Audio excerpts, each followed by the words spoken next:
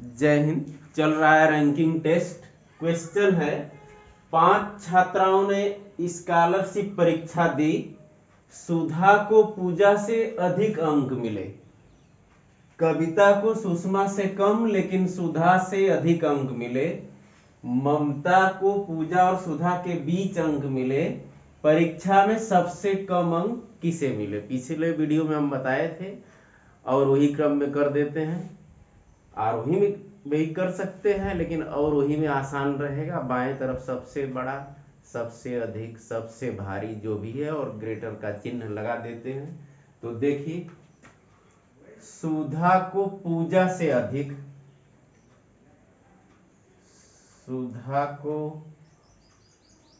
पूजा से अधिक अंक मिले। अगला है इसमें सूचना, कविता को सुषमा से कम लेकिन सुधा से अधिक, कविता को सुषमा से कम लेकिन सुधा से अधिक। तो सुषमा यदि बाएं साइड में हम लिखें कि सुषमा अधिक है कविता से, तो हो जाएगा कि कविता को सुषमा से कम लेकिन सुधा से अधिक। अगला सूचना है, ममता को पूजा और सुधा के बीच में, ममता को पूजा और सुधा के बीच में। तो पूजा और सुधा के बीच में कह रहा है, सुधा बाएं ओर है, तो ऐसे लिख दें हम कि पूजा और सुधा के बीच में, तीनों को मिला दें तो देखिए क्या क्रम बन रहा है। सबसे दाहिने पूजा, फिर इसके बाएं ओर सुधा, इससे बड़ी माने अधिक अंक, फिर सुधा के बाएं, यहां देखिए सुधा के बाएं कविता, कविता, फिर कविता के बाएं माने अधिक अंक सुषमा, और फिर सुषमा के बाएं और कोई है नहीं, तो सुषमा सबसे बड़ा हुआ। है कितने? सुधा पूजा 2, सुषमा 3, कविता 4, ममता है, ये कहाँ है? सुधा और पूजा के बीच में। तो सुधा और पूजा के बीच में, चलिए यहां कर लेते हैं ममता। प्रश्न में पूछा है कि परीक्षा में सबसे कम अंक किसे मिले, तो सबसे कम अंक, ये सुषमा सबसे बड़ा है तो सबसे कम अंक पूजा को मिले, माने ऑप्शन बी सही है। नेक्स्ट क्वेश्चन, एक परीक्षा में जो कि गणित की थी, रणधीर को जो अंक मिले वे कुणाल और देव को मिले, अंकों के योग से अधिक थे। अकेले रणधीर का इन दोनों से अधिक, कुणाल और शंकर के कुल अंक रणधीर के अंकों से अधिक, सोनल को शंकर से अधिक अंक मिले, नेहा को रणधीर से अधिक अंक मिले, इनमें से किसको सबसे अधिक अंक मिले? देखिए, इनइक्वालिटी लिखे हम, जो असमिका संबंध है, रणधीर का अंक के लिए इनका नाम ही लिख दे रहे हैं, जो अंक मिले वे कुणाल और देव को मिले अंकों के योग से अधिक, माने अकेले अधिक है, कुणाल प्लस देव से अधिक हो गया। अगला है कुणाल और शंकर के कुल अंक, कुणाल प्लस शंकर, ये अधिक है रणधीर के अंकों से, अकेले रणधीर से इन दोनों के अंकों का योग अधिक है। ये यहां तक सूचना हो गई। अगली सूचना है, सोनल को शंकर से अधिक अंक मिले,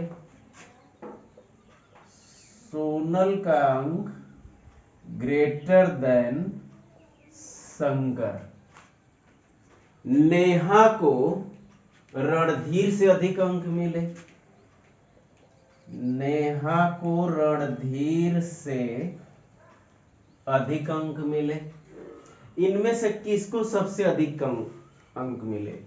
तो इसके लिए पूरे क्रम को आरोही या हम कर रहे हैं अवरोही क्रम में व्यवस्थित करना पड़ेगा। इसके लिए देखिए क्या जरूरी है, तुलना हो जाए। कुणाल और शंकर तो रणधीर से बड़ा है, लेकिन रणधीर अकेले कुणाल प्लस देव से बड़ा है। अब ये ज्ञात नहीं है इसमें कि शंकर की स्थिति क्या है। शंकर की तुलना इसमें रणधीर से या देव से नहीं है, शंकर की तुलना सोनल से है, जबकि सोनल शंकर से बड़ा है। नेहा का केवल रणधीर से है, नेहा का रणधीर से है, लेकिन नेहा का तुलना कुणाल से नहीं है, नेहा का तुलना देव से नहीं है। इसलिए रणधीर का अकेले कुणाल प्लस देव से है। हम ये क्लियर नहीं कर पाएंगे कि अवरोही क्रम में सबसे बड़ा कौन है, क्योंकि यदि सोनल बड़ा है शंकर से तो सोनल का इसमें तुलना नहीं है, दोनों मिल के ना रणधीर से बड़ा हो रहे हैं।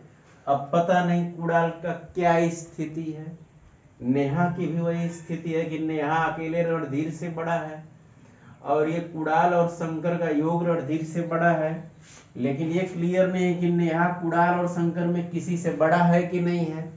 इसलिए किसको सबसे अधिक अंक मिले और वही क्रम में हम सजा नहीं पा रहे हैं, माने आंकड़े अधूरे हैं। ऑप्शन डी सही है। नेक्स्ट क्वेश्चन, मदन श्याम से लंबा है, श्याम रोहित से ठीक छोटा है, विपिन आकाश से लंबा है, अहमद विवेक से छोटा है। यदि रोहित ऊंचाई के अवरोही क्रम में दूसरे स्थान पर है तो इन सातों के मध्य में कौन होगा? अवरोही क्रम देखें, जो सबसे ऊंचाई वाला होगा उसे सबसे बाएं तरफ लिख देंगे, माने सबसे बड़ा लिख देंगे।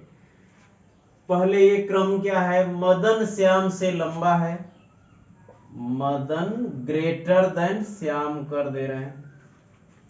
श्याम रोहित से ठीक छोटा है, श्याम रोहित से ठीक छोटा है, इसके लिए रोहित बड़ा है श्याम से।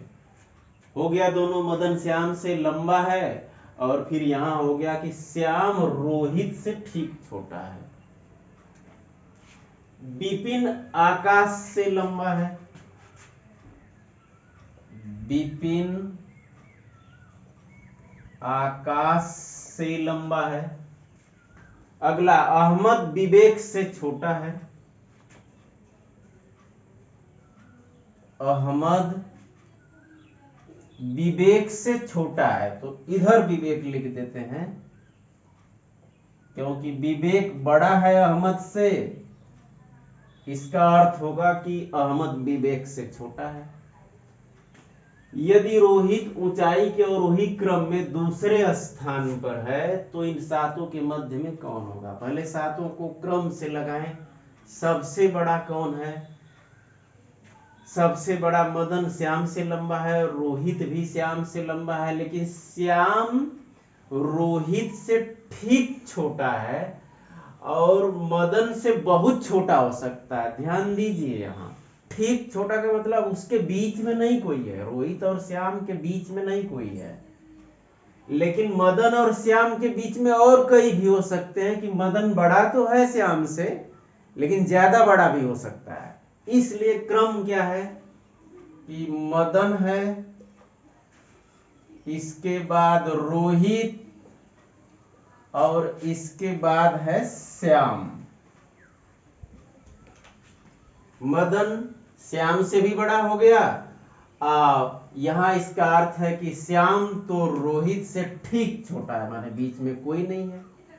अगला ये चारों जो है विपिन, आकाश, विवेक, अहमद, इनमें आपस में कोई तुलना नहीं है कि विपिन का अहमद से क्या है या विवेक का आकाश से कैसी तुलना है या विवेक का विपिन से कोई तुलना ऐसी स्थिति में दोनों को रखा जा सकता है। माने एक स्थिति तो ये है कि विपिन बड़ा है आकाश से, और फिर इन दोनों को रख देते हैं विवेक बड़ा है अहमद से। दूसरी स्थिति यही उतार लें कि मदन रोहित श्याम तक तो क्लियर है, पहले इसको न लेके पहले ये ले लें कि विवेक अहमद और इसके बाद विपिन, और विपिन बड़ा है आकाश से। माने दोनों संभव है। बीच में कौन होगा? 3 ये हो गया 3 ये हो गया, तो बीच में है विपिन। सेकंड स्थिति में ये 3 और ये 3, तो बीच में हो गया विवेक। माने दोनों सही है, विपिन या विवेक दिए गए आंकड़े के अनुसार। माने ऑप्शन बी सही है। Next question, A B C D तथा ई एक ही इमारत की 5 मंजिलों में रहते हैं। ए सबसे ऊपर रहता है जबकि डी नीचे से दूसरे स्थान पर। ऊपर अथवा नीचे से गिनने पर सी की स्थिति में कोई परिवर्तन नहीं होता है। सबसे नीचे कौन रहता है? इसमें ऐसे वर्टिकल बता दे रहे हैं। 5 स्थिति में ए सबसे ऊपर रहता है, पहले स्थान पर हो गया ऊपर से, जबकि डी नीचे से दूसरे स्थान पर, नीचे से दूसरे स्थान पर डी हो गया। ऊपर अथवा नीचे से गिनने पर सी की स्थिति में कोई परिवर्तन नहीं होता। माने ऐसी कांस्टेंट स्थिति बीच की होती है कि 1 2 3 ऐसे, चाहे 1 2 3 ऐसे, तो सी की स्थिति में कोई परिवर्तन नहीं होता। अब इतने पर ही पूछा है सबसे नीचे कौन रहता है। 2 स्थान बचे बी और ई का, दोनों का मान नहीं दिया है, कोई सूचना नहीं है कि बी कहाँ रहेगा ई कहाँ रहेगा।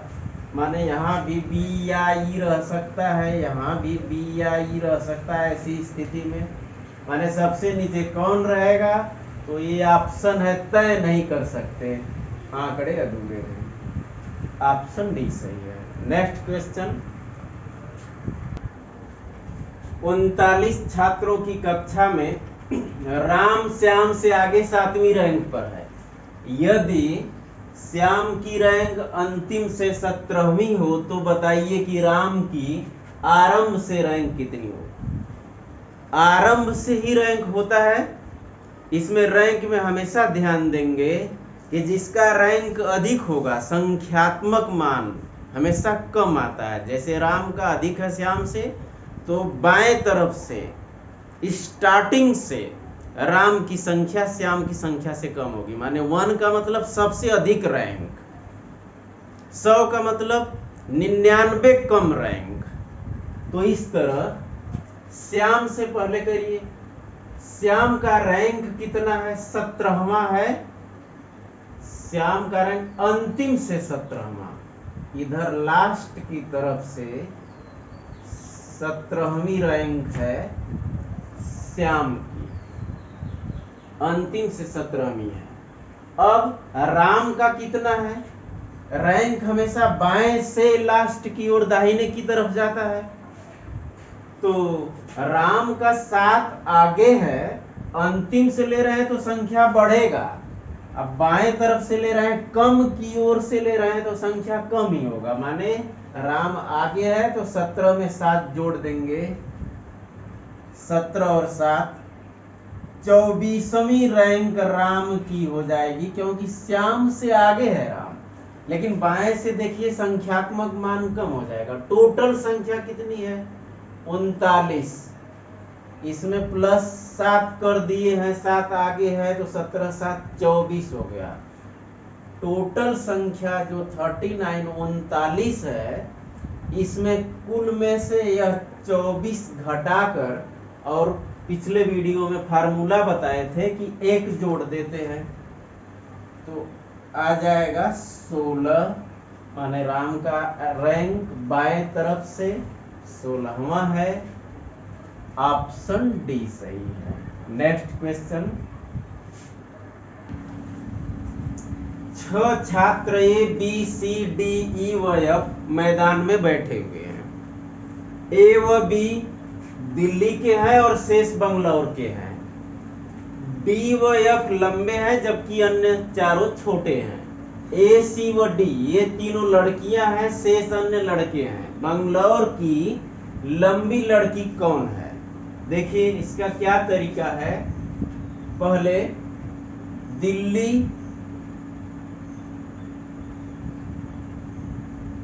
और बंगलौर में ऐसा करते हैं कि ए व बी दिल्ली के हैं, ए और बी शेष बंगलौर के हैं, माने सी डी ई एफ ये चारों बंगलौर के हैं। इसमें फिर डी व एफ लंबे हैं।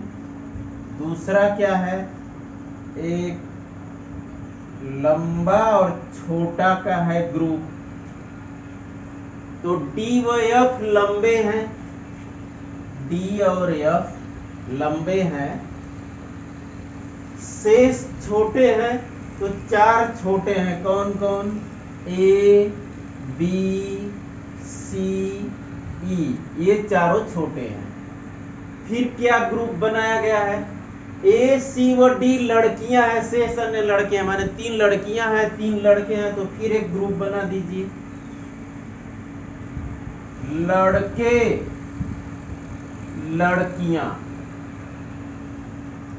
इसमें ए सी व डी लड़कियां, ए सी और डी। शेष अन्य में कौन बचा? बी ई एफ 3 लड़के हो गए। पूछा क्या प्रश्न में? बंगलौर की लंबी लड़की, तीनों इंटरसेक्शन है, बंगलौर की होनी चाहिए, लंबा छोटा में लंबा होना चाहिए कि लड़की, लड़का लड़की में लड़की होनी चाहिए। तो यही नीचे से शुरू करिए, आसान रहेगा। बंगलौर बाद में करेंगे, पहले लंबी लड़की, तो लंबी भी हो लड़की भी हो, दोनों में क्या इंटरसेक्शन है? देखिए यहाँ ए लड़की तो है लेकिन लंबी नहीं है, सी लड़की तो है लेकिन लंबी नहीं है, क्योंकि यहाँ केवल डी और एफ लंबे हैं। इसलिए डी लड़की भी है और लंबी भी है, तो क्या इंटरसेक्शन बना डी का, कि डी लंबी है और लड़की है। और ये डी बंगलौर में भी है, तो सॉल्व हो गया क्वेश्चन। बंगलौर की लंबी लड़की कौन है? डी है। ऑप्शन बी सही है। तो रैंकिंग टेस्ट के शेष क्वेश्चन के लिए फिर मिलेंगे हम अगले वीडियो में। जय हिंद।